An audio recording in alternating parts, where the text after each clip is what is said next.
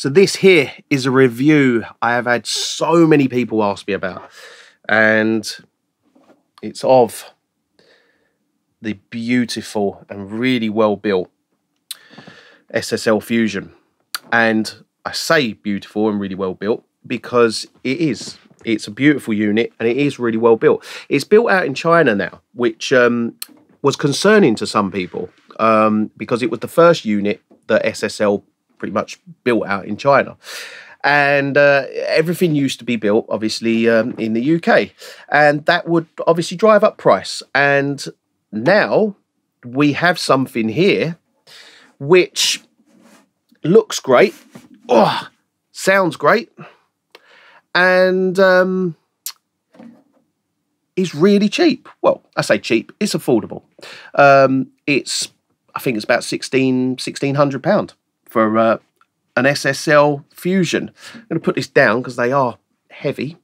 Right, so I'm going to do the review on the Fusion, but before I do that, I'm going to basically run through a few audio files and process them over the Fusion. But before I do that, I'm going to just quickly give you a few things that I love and a few things that I hate about the Fusion. Now, let's start with what I love. This here, the insert. So we have a button there which gives us insert. And what we can do is on the back, we have here, we have inserts where we can insert anything. So we could insert an EQ, we could insert a compressor, we can insert whatever we want. What we can do though, which is great, is not only just insert, we can also use mid-side processing. So that gives us a mid-side converter, basically. Gives us mid-side into our mastering chain, which if you haven't got mid-side in your mastering chain, this is going to be amazing for you, just for that factor. Because if you've got an EQ and you've not got it in mid-side, you're gaining so much more out of your EQ. You're able to brighten the width, you're able to bring body into the mids. It's brilliant. It's so worthwhile using an EQ in mid-side. That's one of the major good things about it. Whilst it's here, let's see, what else do we love about it? The EQ is brilliant. The EQ, you can push really hard. It's lovely and passive, sounds great.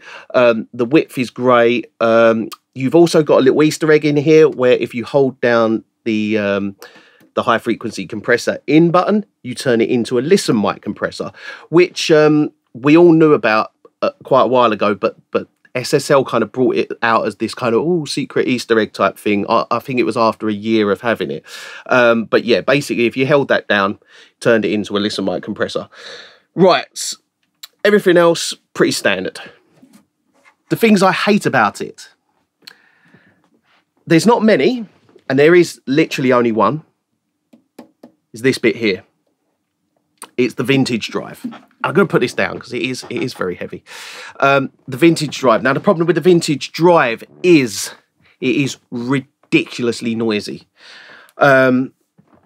which makes the vintage drive pretty much isn't usable in a mastering sense. If you are mastering, you aren't using the vintage drive on the Fusion. You just can't. It introduces too much surface noise, and it's once you start mastering, you're just bringing that surface noise up, and it doesn't sound good. It's not like a really nice surface noise that you get from naturally running through analog equipment. It's not that. It's a horrible surface noise. That is the only downside to it. I would have rather taken that vintage drive out and put a really nice saturation in, which is more like the transformer plugin. Hopefully, I mean, if UAD brought out, if SSL brought out a version 2, take the vintage drive away and put the transformer that is just like the SSL plugin. You could have shine on it. I think it's shine, and an amount button, and that take the transformer section out that's further down the chain, bring it back there. Brilliant. It would turn it into such a great tool. So that's my thoughts on the Fusion. I'm going to, when I do the demo, I'm going to highlight that issue in the vintage drive, because if you are buying it for the vintage drive, you must take this into account. So here we go. Let's go for some demos, and yeah, let's see what you think of it.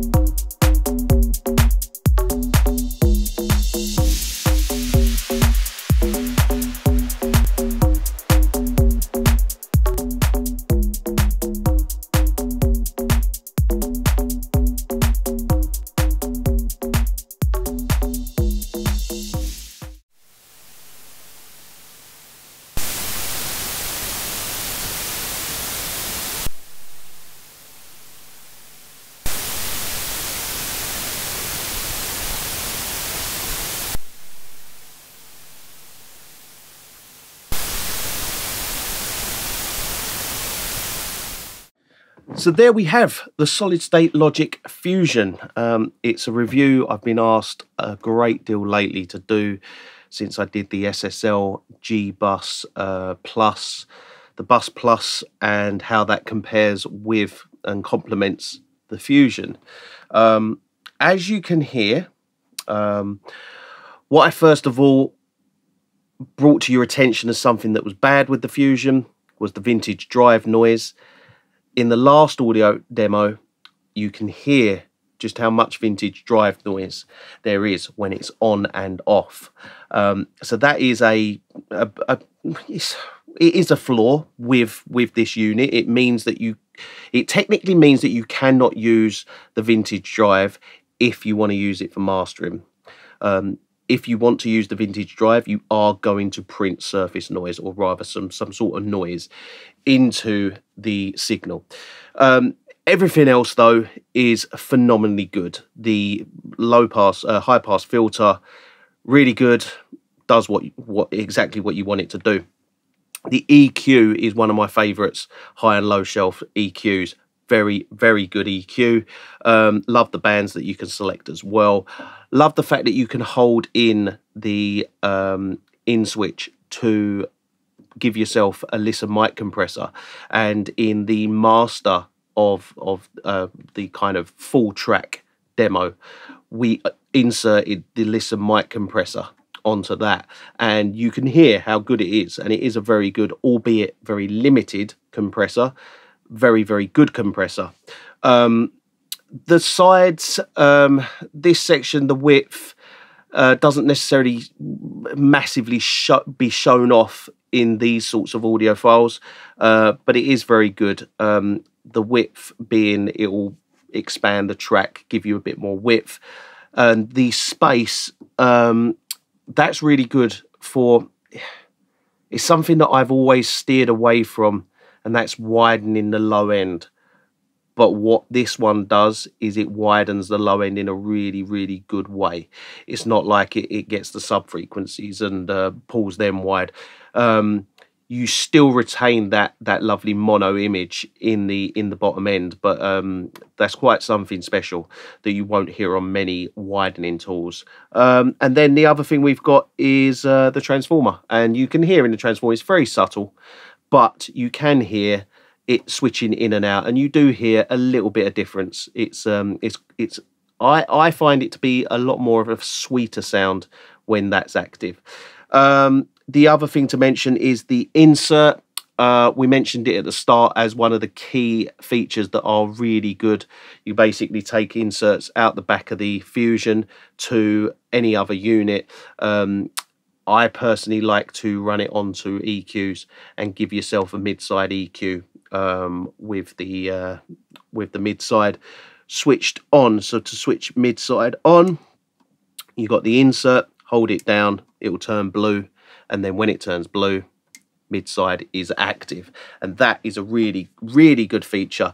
My views on the Fusion are, I mean, I've got two of them. I've got one in my main mastering studio, and I've got one in my other mastering studio.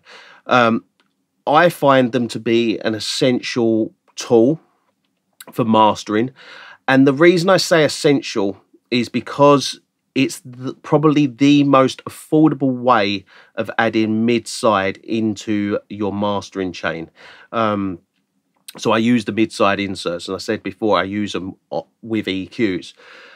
But at £1,600 for this, you're gaining all of this, which is all brilliant tools, brilliant